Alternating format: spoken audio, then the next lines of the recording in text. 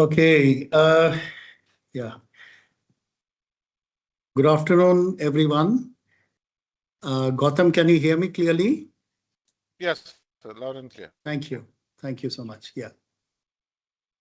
Just let's give it 2 minutes more for others also to join in.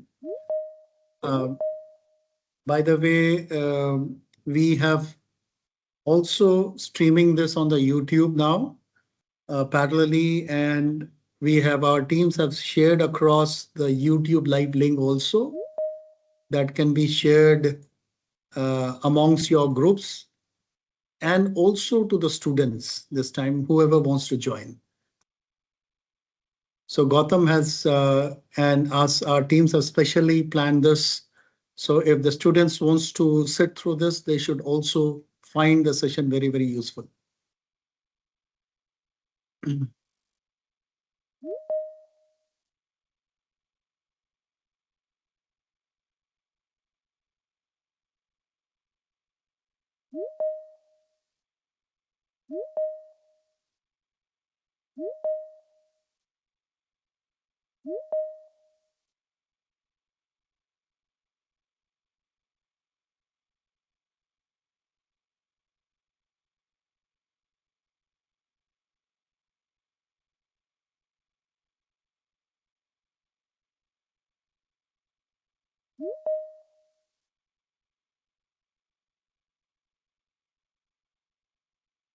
Okay, so thank you everybody for joining and a very, very warm good afternoon to all of you.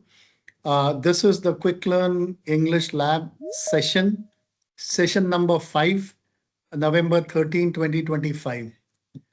As you all know by now that Quiklrn, as a part of the VTU consortium, are providing two courses, two very, very engaging courses, which is Communication Skills Lab and called Soft Skills Lab. Both of these courses are extremely interactive and activity oriented. In today's session, what we're going to cover we are going to cover the Soft Skills Lab. I know soft skill as a course has been introduced for the first time in the VTU consortium, and our English teachers and the librarians who are facilitating the course and many others are doing a tremendous job in terms of facilitating the soft skills course. This particular session dedicated for the soft skills course. The previous 4 sessions have been focused on the communication skills course, and the playlist of that is already published and is now available. So all the sessions have been recorded, and we have started the recording for this session. Have we? Yes. All right. All the sessions have been recorded and the playlists are very well available. So without much of a delay, I'm going to get inside showcasing the agenda today. The agenda is we are yet going to cover the English lab login process, how to do the login. And login, Ashwini, you will run it from your laptop? Yeah. Yeah. We'll show the login process. I will do that for the first 5 minutes.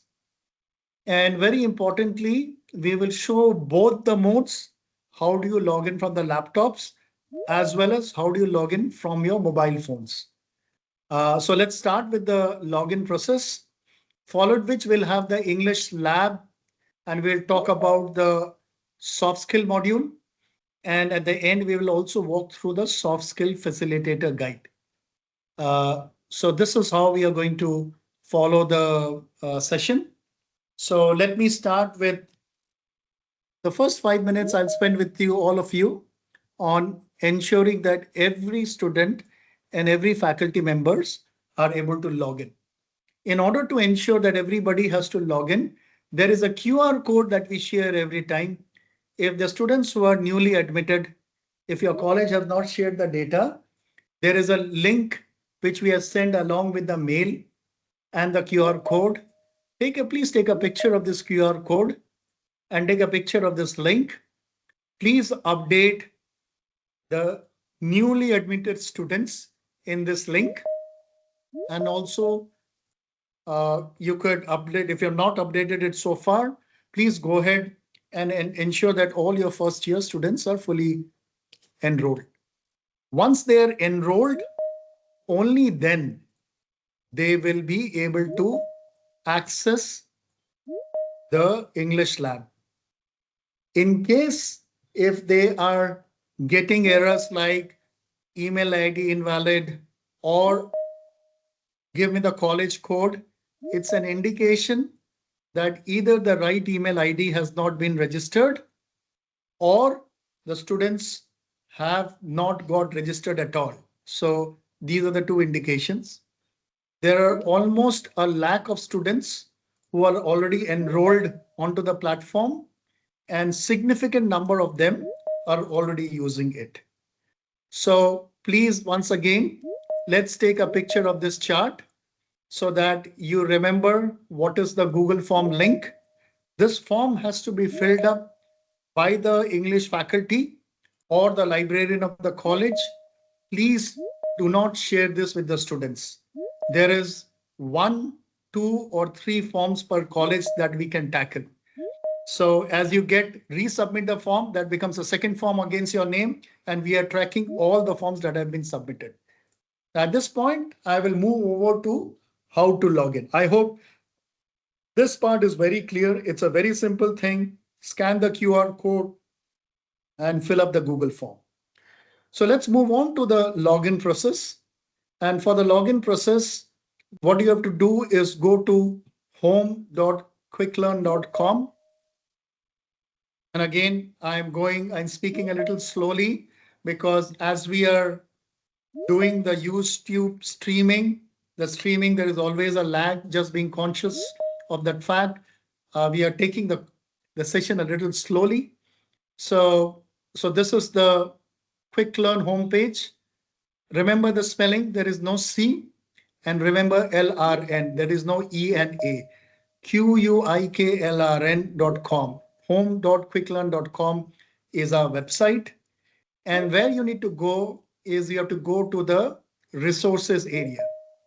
When you click on the resources area, you will have the VTU English lab. Just stay there, Ashwini.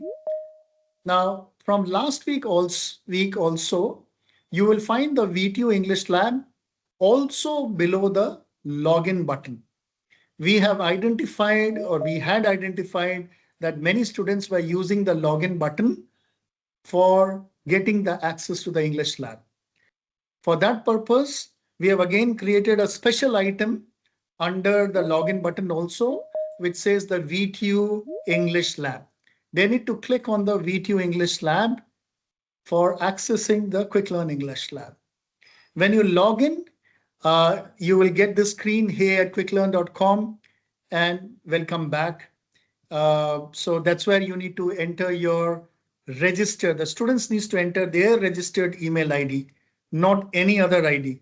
Please ensure the email ID that you're entering is the one with which you have got registered to. Otherwise, it will say invalid email ID or password, or you will get a college code. Need for a college code will come up. And again, while entering the password, please ensure there are no extra spaces coming in. It may give an error of invalid password.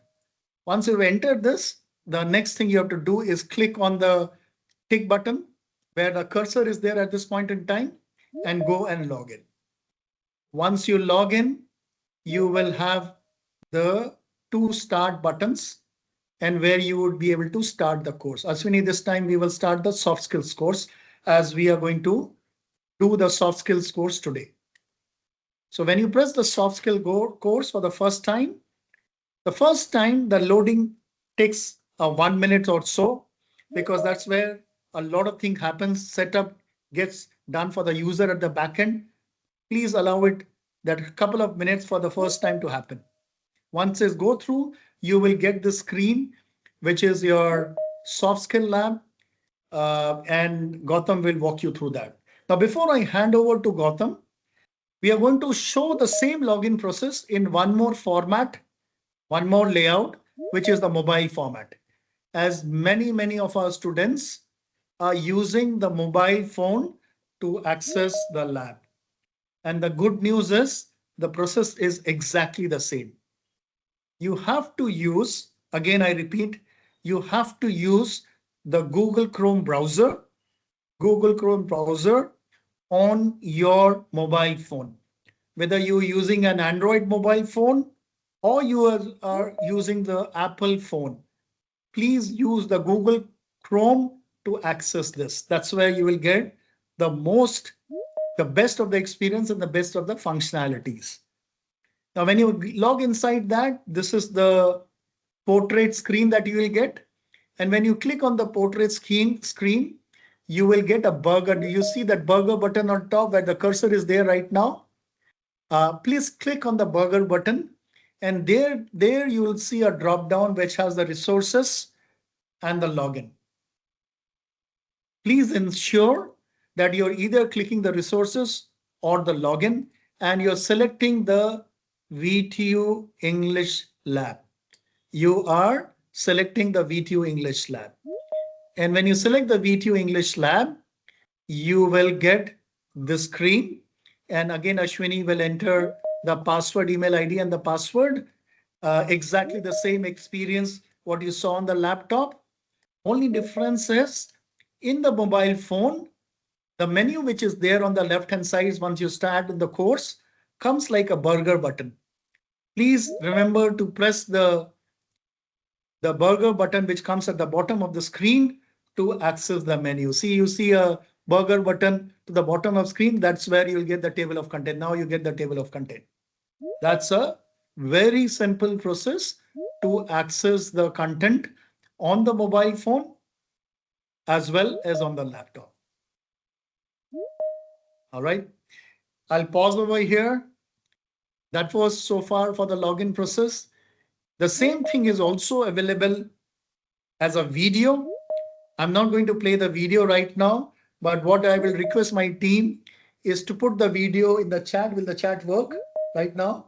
Okay. Yeah. So we will put the video in the link in the chat. Please access the video link and share it with your students. That has the simple procedure of accessing the content.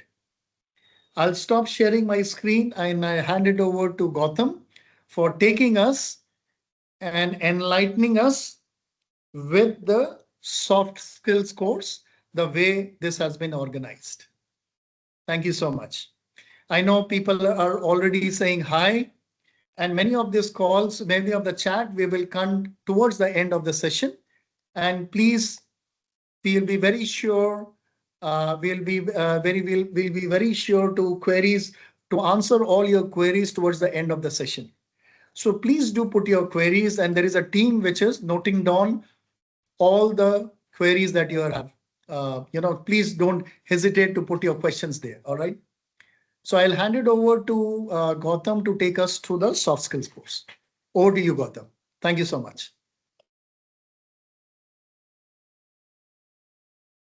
Thank you, Sasa. So a lot of people are still joining, so there's a lot of pinging going on. Yeah. Okay, so again, it's wonderful to see all of you. So I'm sure there'll be some fresh faces and some old faces. I must be an old face for most of you, hopefully. And okay.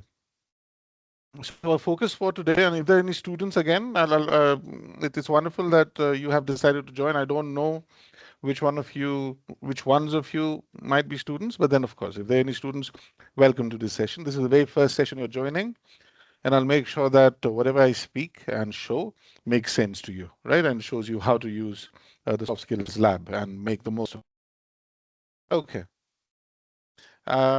I'll share my screen and we will take a look at the soft skills lab. So the previous sessions were focused on the communication skills lab. So today it's the next chapter, the soft skills lab. I understand that some of you would be starting with the soft skills lab. So for you, that's going to be the very first chapter.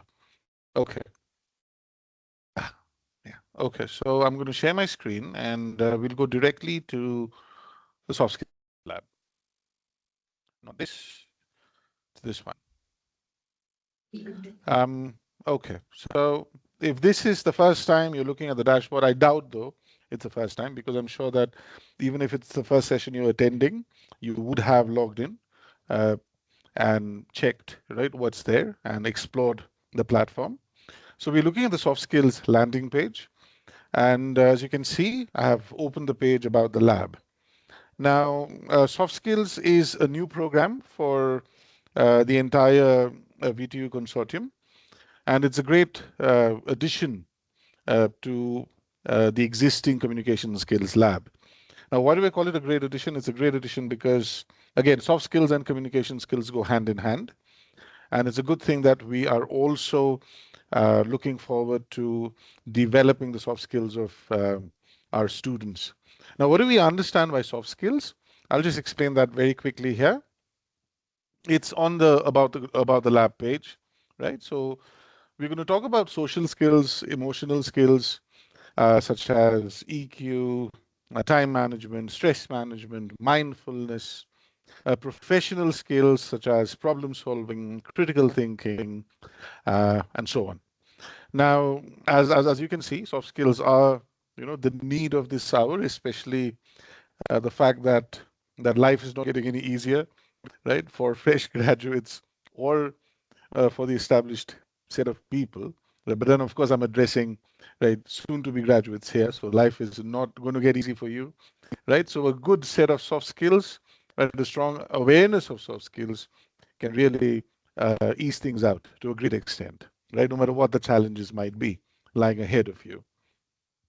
So how is that going to happen? We'll see. Okay, yeah, too many phone calls. Now, I'll just let me explain the course structure once. So you have these 5 modules that you can see on the left-hand column, right? So you see module 1, social skills, module 2, emotional skills, part 1, module 3 is emotional skills, part 2, module 4 is professional skills, part 1, and module 5 is professional skills, part 2.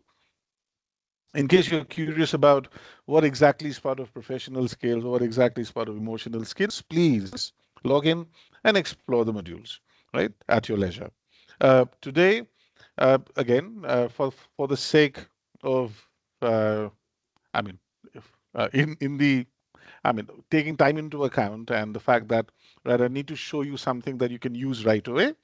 So what we're going to do is we're going to focus on the second module, right? Or we could also focus on the first module, but then for some reason I want to focus on the second module.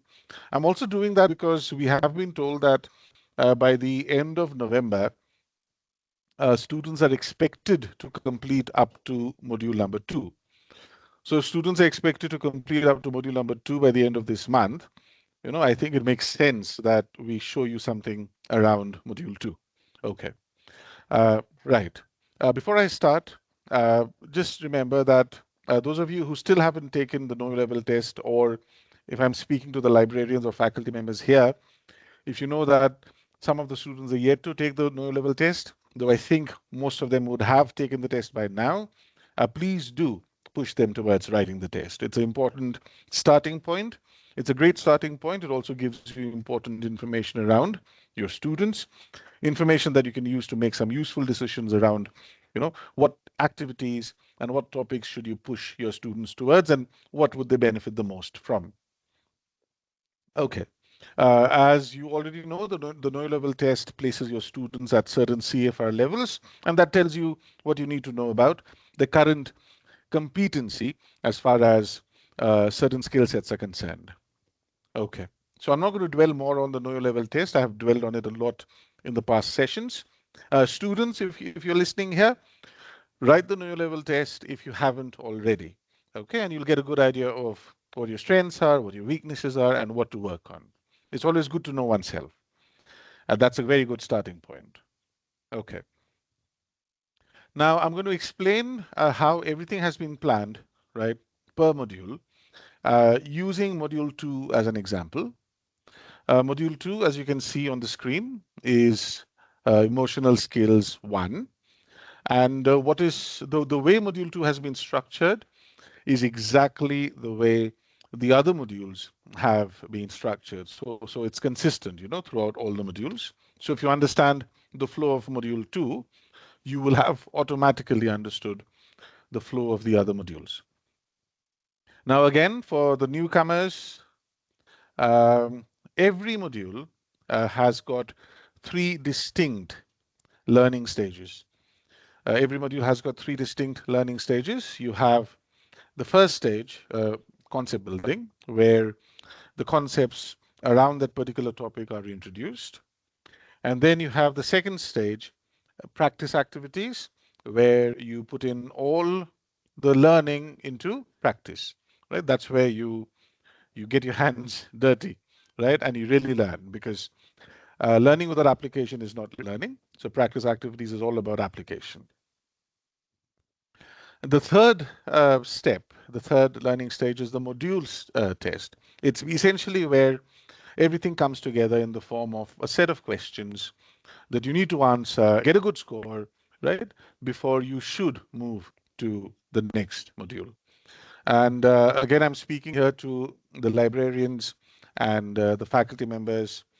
Please do ensure that students write the module test and they do well on the module test. In case they don't, just redirect them to the concept building resources and the practice activities, so that, right, so that whatever gap is left is addressed. Okay, so the 3 learning stages: concept building, practice activities, and the module test. Let's take a look at concept building. And remember, we take a look at module 2, emotional skills 1. So when you click on the concept building section, you're going to see, yeah, that's my screen now. I hope you can see my screen. You're going to see something like this. So what does it say? Right? It says concept building, emotional intelligence and stress management, time management, adaptability, and resilience. So this essentially means that emotional skills 1, right, is made up of, or has these topics, comprises of emotional intelligence, stress management, time management, adaptability, and resilience. Let's say, right, today I want to learn something about time management and also resilience. So where do I click? I click on that particular link.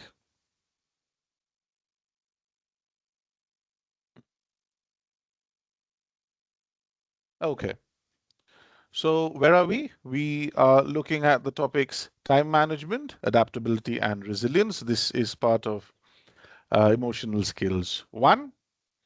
And what you see in front of you is what we call an interactive book, right? An interactive book, it's a book as you can see, they've got chapters, You've got chapters on the left. So what's the first chapter? Introduction to time management. What's the second chapter? Key principles of time management. What's the third chapter?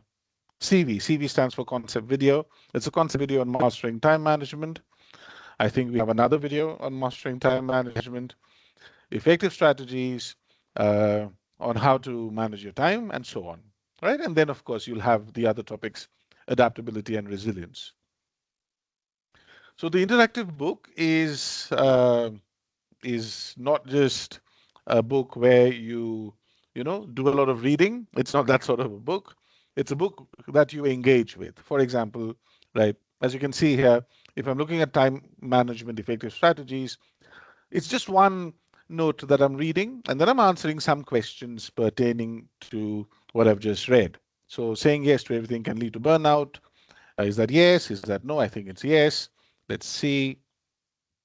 Ah, so I've got one more question after this.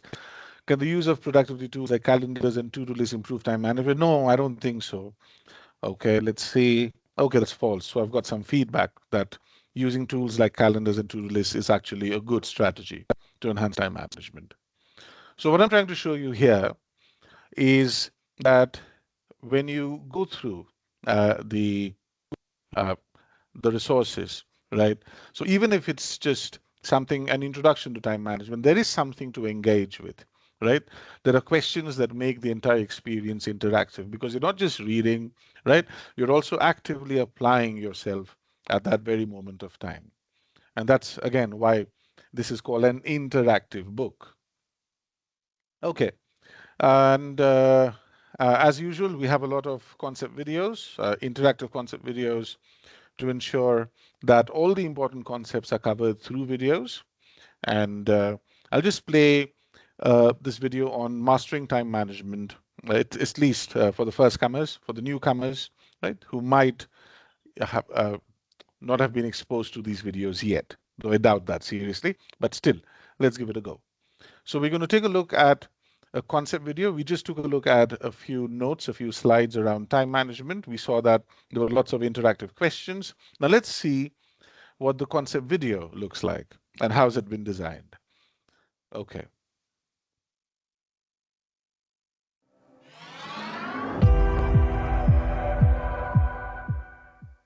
Hello everyone, welcome to the concept video on time management.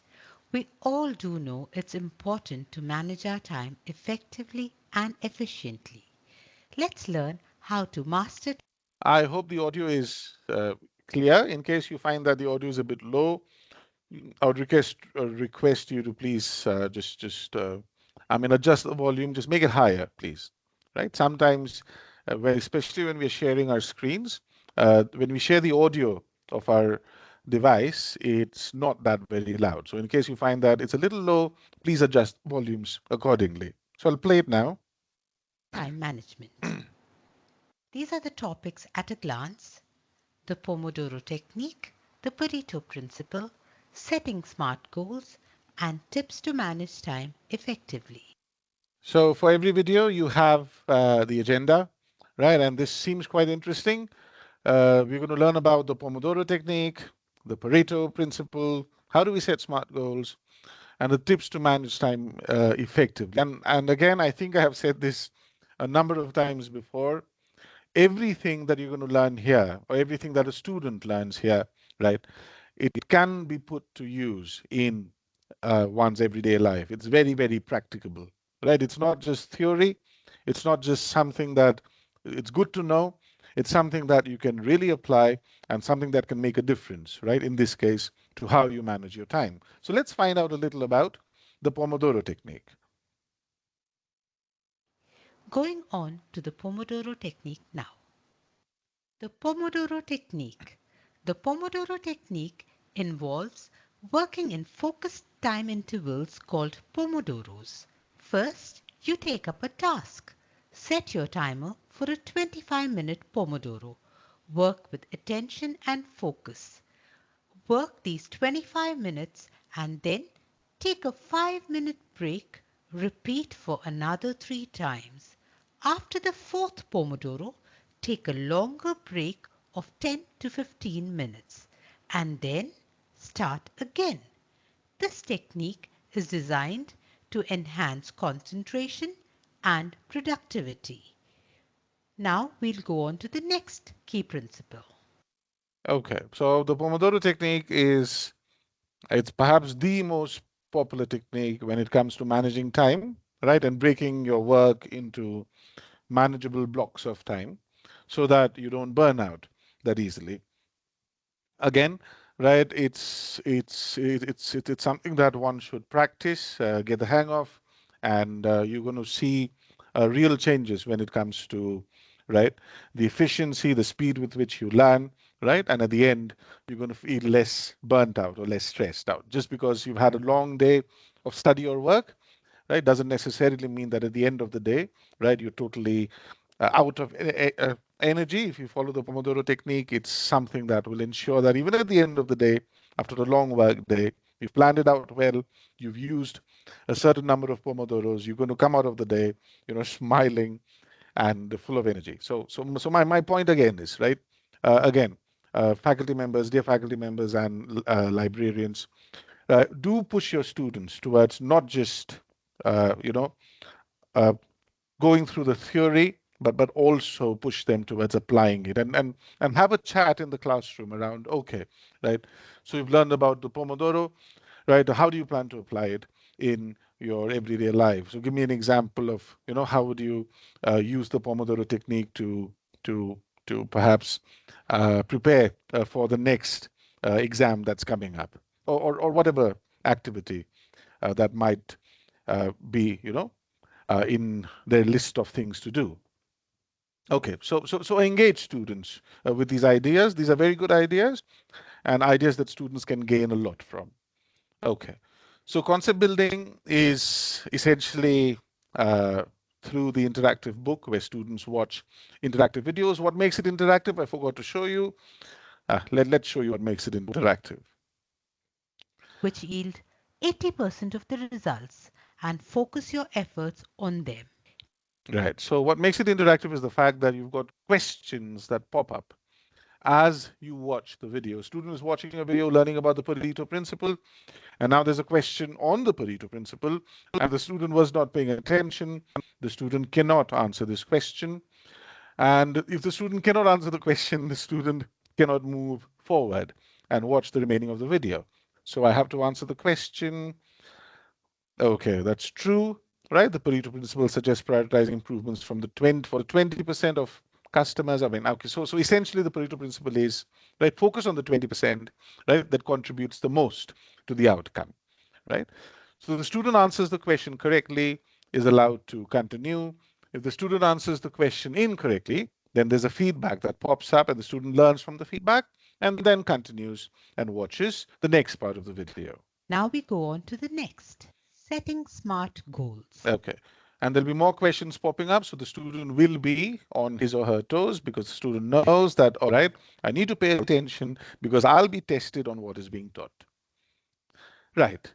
So we've just taken a look at the concept building section, right? It's a collection of notes, integrated questions, interactive videos. Now let's take a look at the second step of learning. And what's that? The practice activities. This is where, again, the students apply what they have learned. And I'll focus on two activities for now. One, which is an AI integrated activity, and the second, which is a class-based activity. So we'll start with the AI integrated activity that students can do on their own. And post that, right, we'll talk about the case-based activity that students can do in the group with the help of a facilitator. Before that, this is the practice section. Everything that you see here on the left column, everything is an activity. Know your emotional quotient. This is a nice quiz at the end of which, right, the students will understand, right, where they stand as far as their emotional quotient is concerned. I would also advise all of you to do it, all the faculty members of the library. It's good to know your emotional quotient, and then it also tells you, right, what are the areas that you could work on. Some of us might be very intelligent, but then when it comes to emotions, some of us might not be very good at handling our emotions. And in this day and age, I think emotional quotient is a little more important than your basic intelligence. Okay, but then again, we can have the discussion later. All right. So let's look at one of these activities. All these are activities. As you can see, there are lots of activities. And I want to show you something around, yeah, let's say resilience. Okay, so resilience, a new topic. What is resilience? Resilience is the ability to essentially get back on your feet after you have been pushed down or knocked down. And that's, again, a very, very essential soft skill that all of us should have loads of. We should have loads of resilience. But then again, that it's something that we need to practice, something we need to nurture, right, consciously. So just to get students to think about resilience, right, they've already gone through the concept building part. They have gone through some notes on resilience, answered some questions. They have the insights, right? But this is application time, right? So we want them to reflect on what resilience is and what role resilience has played or can play in their lives. So this is the context of this activity. So let's understand what this activity wants a student to do. This is a chance to build on your ability to bounce back from setbacks. Okay, so as we already know, it's all about getting back on your feet when life knocks you down. We've all faced moments of failure or disappointment, and this exercise provides a safe space for you to reflect on one of those moments. A safe space as in, right, well, you don't have to worry about sharing this experience with anyone else for now. For now, it's all about you reflecting on certain times when you have shown resilience. So, what is a student expected to do? You'll speak about a time when you had to overcome a difficult situation, and you'll share the specific actions you took to persevere. The aim is to help you see that resilience is not about avoiding problems, but how you respond to them and what you learn in the process. Okay, so I need to speak about a time when I had to overcome a difficult situation. And what are the actions that I took, and what were the learnings, perhaps, from that experience? It's a good thing, especially when times are a bit difficult, or when, things are very challenging. It's good to think of the past. It's good to think of instances in the past when you showed resilience. You got up on your feet even though things were not that easy. Okay, so I've got some tips for me. And again, for those of you who are looking at this, an AI activity for the first time, this is an AI integrated activity, a speaking activity, at the end of which you're going to get some feedback and some analysis, right, on your performance. In this case, right, it'll tell you a little about your response and how the response meets or doesn't meet the requirements of the task, right? And some other pointers around that. Okay, so I'll be the student here. I'm going to reflect on how resilient I am by talking about a past experience around resilience. I have to be honest. I have to focus on how, not just what happened, but how did I respond to it. I need to look for the lesson, and I need to, end with a final advice, right? Okay, so let's see. Let's see. I already know about the task. Speak about a time when you had to overcome a difficult situation. Share the specific actions you took to persevere. I've got around 2 minutes to deliver my my experience. 120 words around to cover, and these are some target words that are relevant to this particular task: setback, failure, resilience, overcome, and so on. Okay, let's start this activity.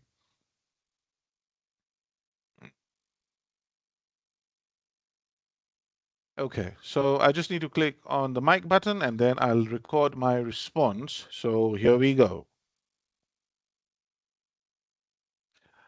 Um, when I was in when I was in my second year of college, there was we were expected to write Hindi as as a as a second language, and I've not studied Hindi beyond class 10th. And now, if I did not pass my Hindi exam, I would fail in my second year, and that is something, of course, right, I couldn't afford.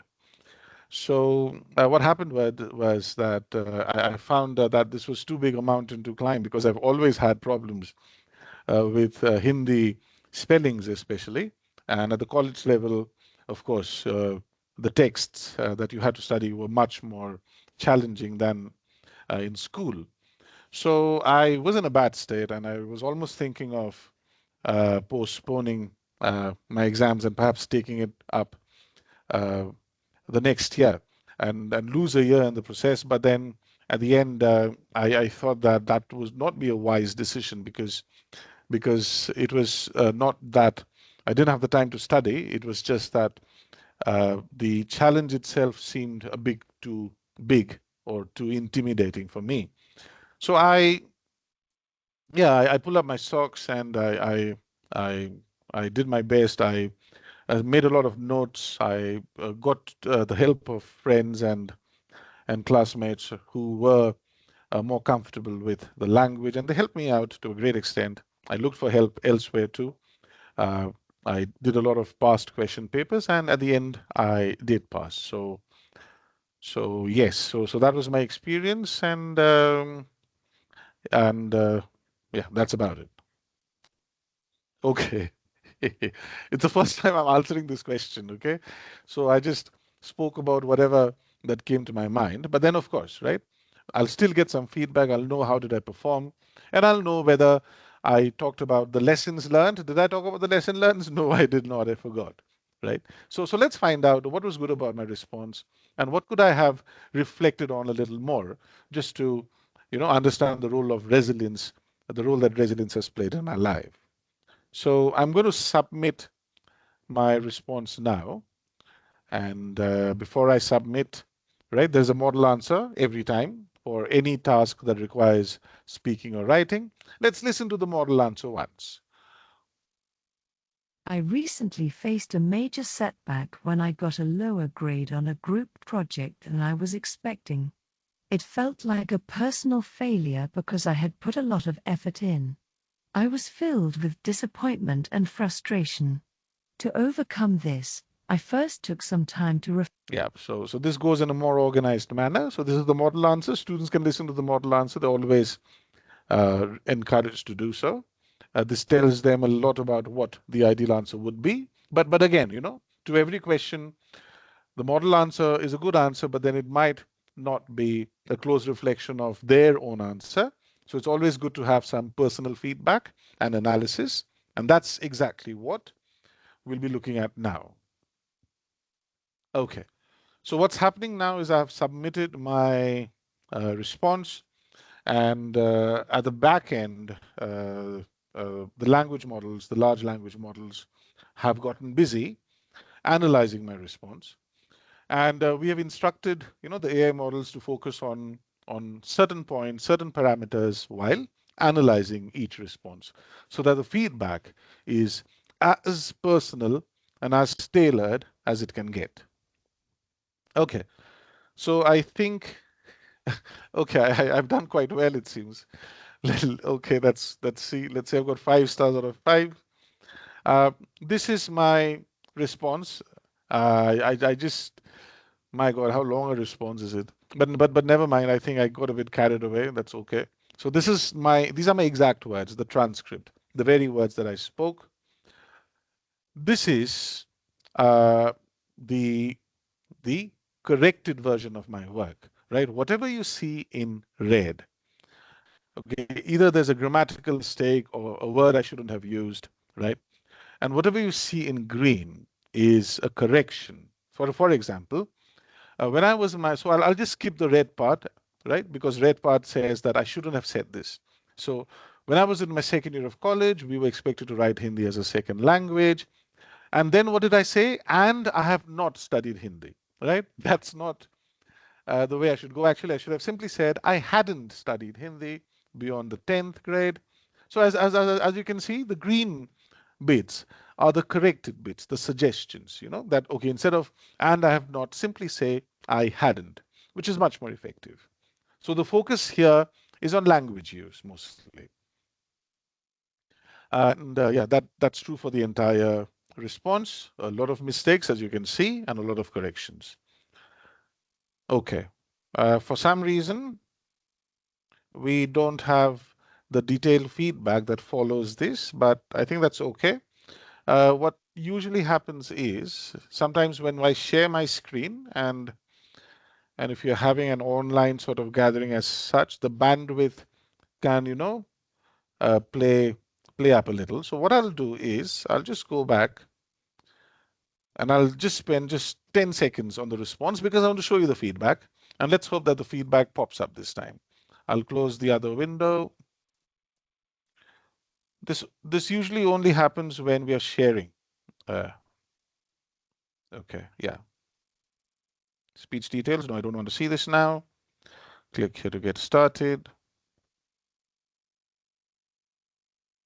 All right, so just bear with me. I'll just quickly go through, I'll do the task again, and we'll take a look at the feedback that comes at the end, because what came was the feedback, but the second part of the feedback, for some reason, did not show up. Okay, I think I just need to click on, I might have to do another activity for this. That's okay. Fine, no problem.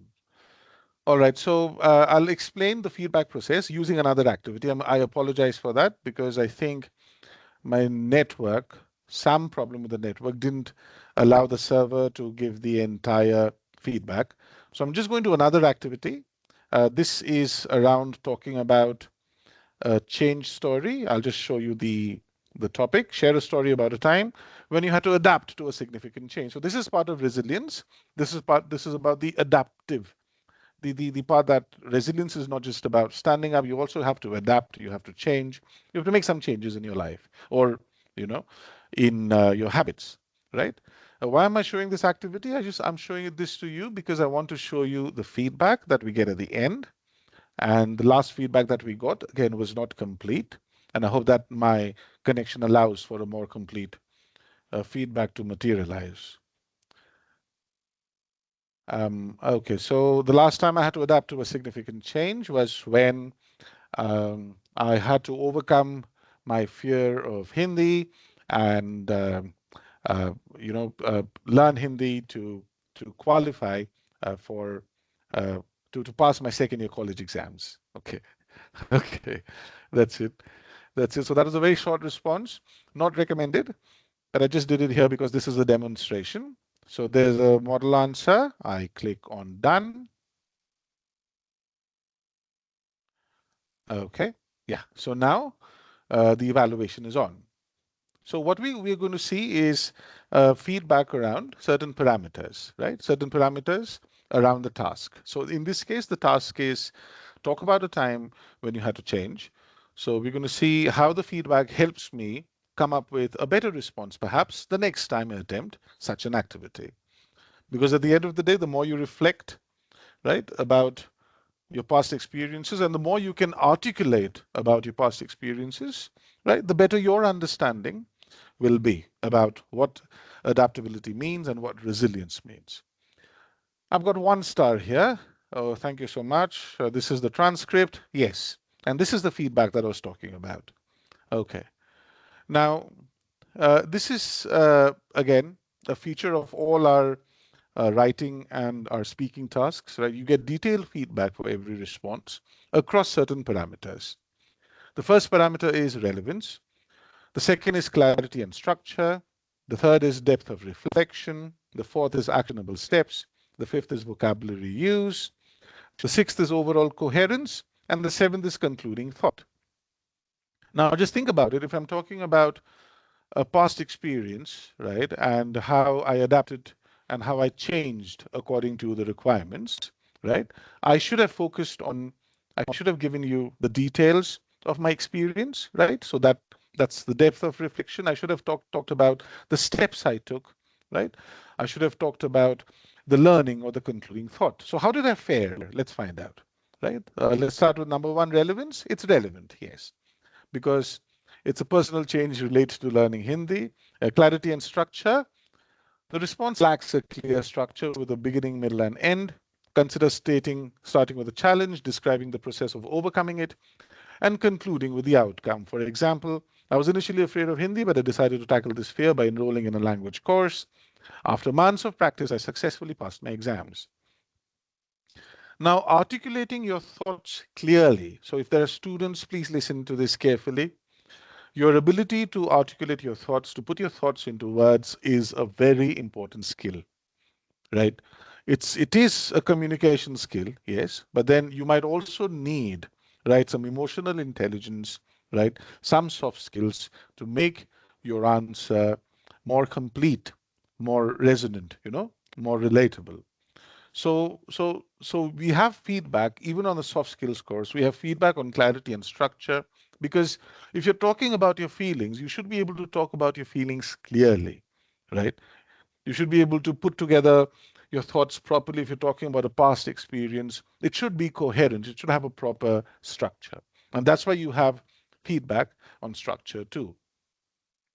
Depth of reflection, the response lacks depth in reflection. Describe your feelings about learning Hindi and what you learned from the experience. For example, initially I felt overwhelmed and anxious, but as I progressed, I gained confidence and realized the importance of perseverance. So I really didn't talk about my feelings in detail. In this case, of course, I was just giving an example, but then a student would know that, okay, right, if I'm talking about my experience, I should get into the details of it. I should put down exactly what I felt. I felt overwhelmed. I felt anxious, right? But as I progressed, I gained confidence. That's a very nice way to show your progress in your emotional state. actionable steps. The response does not explain the actions taken to manage the change. So give examples. I attended Hindi classes twice a week, for example, right? Overall coherence, not so much, right? We already know it was not that coherent. Concluding thought, the response lacks a strong conclusion. Connect the final lesson back to the beginning. For example, overcoming my fear of Hindi taught me that facing challenges head on can lead to personal growth and success. So this is a beautiful activity, right, that students can do on their own, learn about adaptability, learn about resilience, and learn the fact that it's not new, right? They've always adapted, they've always been resilient. It's just that sometimes we just need to be reminded, right, about a past time when we showed those qualities, and that helps, right, us in our current challenging state too. Okay.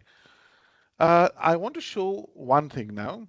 We have some, as I'd already mentioned at the beginning, right? We have case-based or class-based activities too for facilitators or teachers to conduct, or at least mediate. You don't have to actively conduct. Sometimes you just need to be there and observe. Now, we looked at navigating your change story part one. So what was there? That was a solo activity. Students had to talk about, right, how they changed, how they adapted to some change. This is the second part of that activity. It's more of a culmination, right, where a teacher helps students in a class, right, talk about their experiences around change. So this is navigating your change story too. It's a class-based activity. And for every such class-based activity, we have got tips for teachers, clear tips and clear actionable steps for teachers to follow. For example, if you're a teacher or you are a facilitator and you need to conduct this activity in the class, right? What should you do? How should you introduce the activity, right? And how much time should you give for individual reflection? For example, give students 10 minutes to think about a time they experience a significant change, right? And ask them to focus on these questions. What was the change? What were your initial emotions and reactions? What actions did you take to manage the change, and so on? And then divide the students into small groups. Ask each student to share the change story with their group. And then once they have done that, right, have a short discussion around the experiences. Ask them to identify common themes or strategies, and wrap it up by asking some questions such as, what did you learn about your own approach? How can you apply these insights to future changes you might face, such as career transitions or new projects? It's very important that students get together in a group and share their experiences, especially when it comes to uh, skills such as resilience, adaptability, where they have some personal stories to exchange. So it helps in many ways. It helps, it gives them more confidence. It tells them that they're not alone. Everybody faces these issues. It also helps them express themselves more clearly. It helps with their communication skills. And at the end, it also creates a lot of solidarity among the students. Right. So my point again here is you have step-by-step instructions. You have got some teacher tips, right?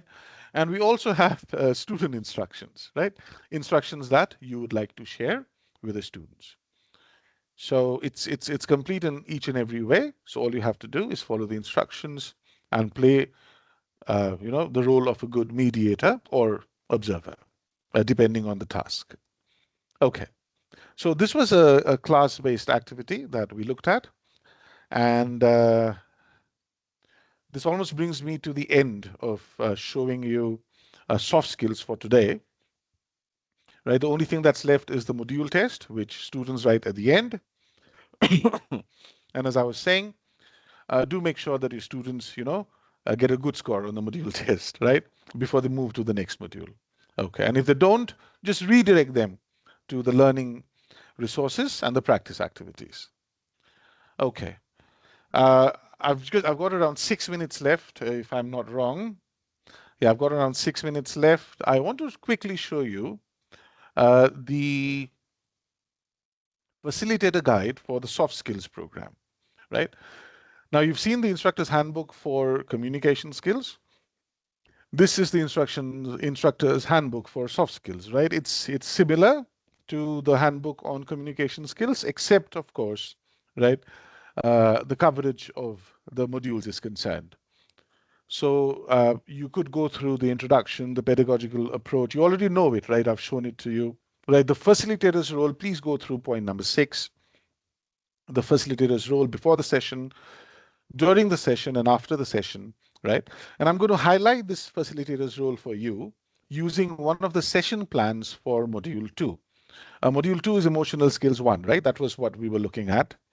Now, how do you use this this guide, right? And how does it help you plan each session or each module? So that's the most important part, right? So that's why I'm going to go to the session plans directly. The rest, I please would request you to explore once on your own, right? It's quite intuitive, right? It's quite direct, and you'll have a clear idea of what is expected from you as a facilitator and what are the best practices. Okay, the highlight here are the session plans, and we're going to look at the session plan for Module 2, Emotional Skills 1. Now, if you are a facilitator and you're wondering, okay, right, this week or for the next 2 weeks, we need to cover or we need to focus on Emotional Skills 1. What do I do? Do I have a plan? Yes, you have a plan. And where is the plan? Annexure 1, page 18, I believe, or 21. Let's go.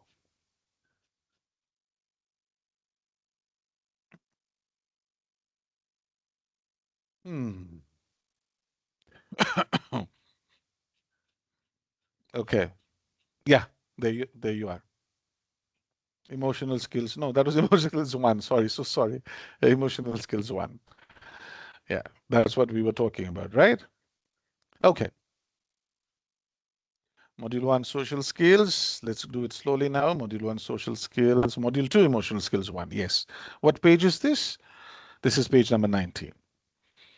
Now, the session plans are what you need to be intimately familiar with. This is a session plan. Why are we calling it a session plan? Because we have a plan, a pre-made plan, right? Divided into 2 distinct parts. What students need to do pre-class, right? Pre-class. So what should be done before you have planned a session? What should you ask them to do? And then what you do in the session, right? In class. So that is facilitator led. Now you have the next 2 weeks focused on, for example, emotional skills 1. Okay. And let's say you have a short session tomorrow, a 45-minute session tomorrow, or a 1-hour session tomorrow. So what are you going to do?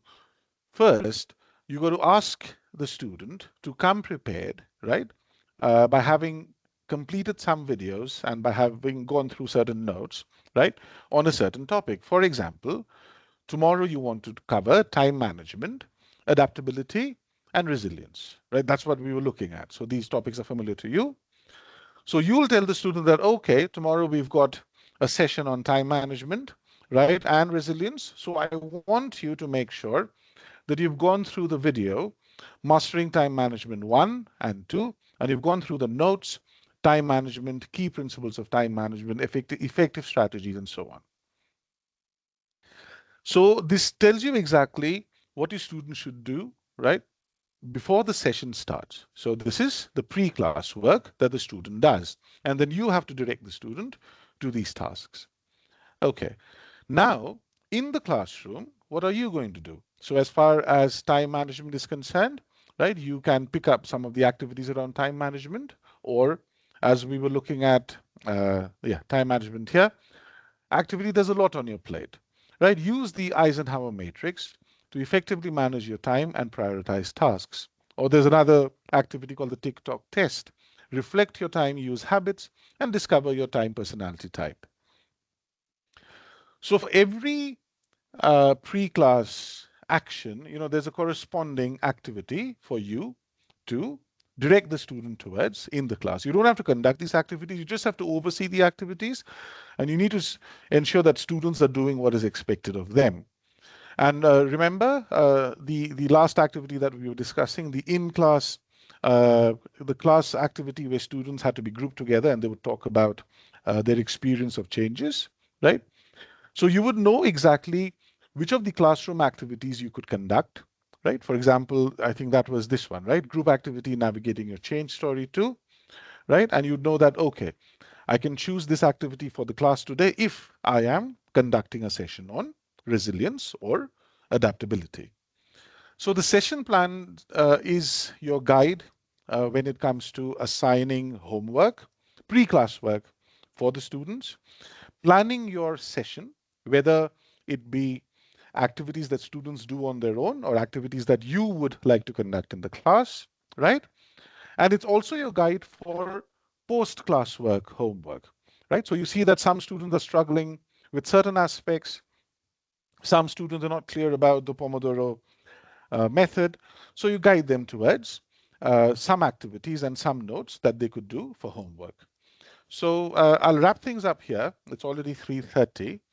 I want, I'd request you again, uh, you know, earnestly to be very familiar with the session modules, the module-wise, the session plan for each module. Why? Because this is what will tell you exactly how to plan every session, pre-class, in-class, and post-class. Okay, okay. Thank you so much for being such uh, patient participants. I'll stop sharing my screen now. We have come to the end of the event.